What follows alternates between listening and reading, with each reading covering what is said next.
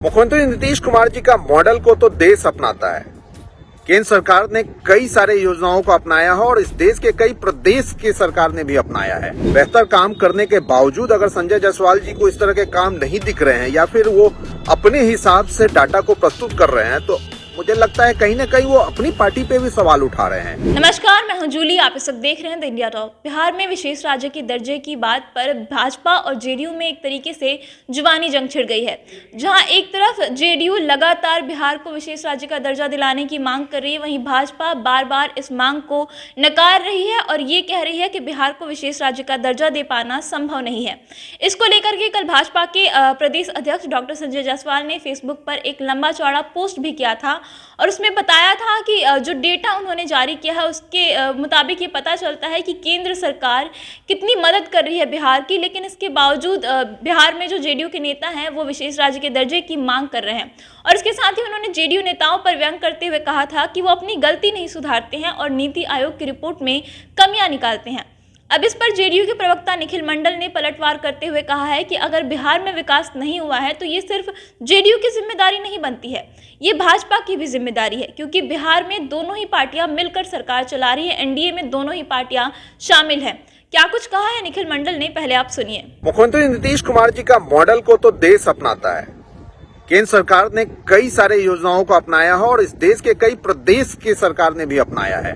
बाकी इसके अलावा बेहतर काम करने के बावजूद अगर संजय जायसवाल जी को इस तरह के काम नहीं दिख रहे हैं या फिर वो अपने हिसाब से डाटा को प्रस्तुत कर रहे हैं तो मुझे लगता है कहीं न कहीं वो अपनी पार्टी पे भी सवाल उठा रहे हैं। और कुल मिला के अगर बजट की बात करेंगे और खर्च की बात करेंगे तो क्या वो वित्त मंत्री पे ही उंगली उठा रहे हैं कि वित्त मंत्री जी खर्च नहीं कर पा रहे हैं। बाकी उन्हें याद रखना चाहिए कि जितनी जिम्मेदारी बीजेपी की है उतनी जेडीयू की है, उतनी हम की है, उतनी की वीआईपी की है।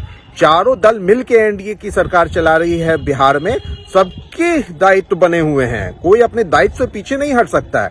और इसके अलावा एक उचित प्लेटफॉर्म पे इस तरह की बातें होनी चाहिए। फेसबुक के माध्यम से अगर इस तरह की बातों को आप रखते हैं तो निश्चित रूप से गठबंधन को आप कमजोर करने का काम कर रहे हैं। आपको बता दें कि बिहार में विशेष राज्य के दर्जों को लेकर के काफी राजनीति गर्म हो चुकी है। इस वक्त लगातार जेडीयू के जो राष्ट्रीय अध्यक्ष हैं ललन सिंह, वो बिहार के लिए विशेष राज्य के दर्जे की मांग करते हैं।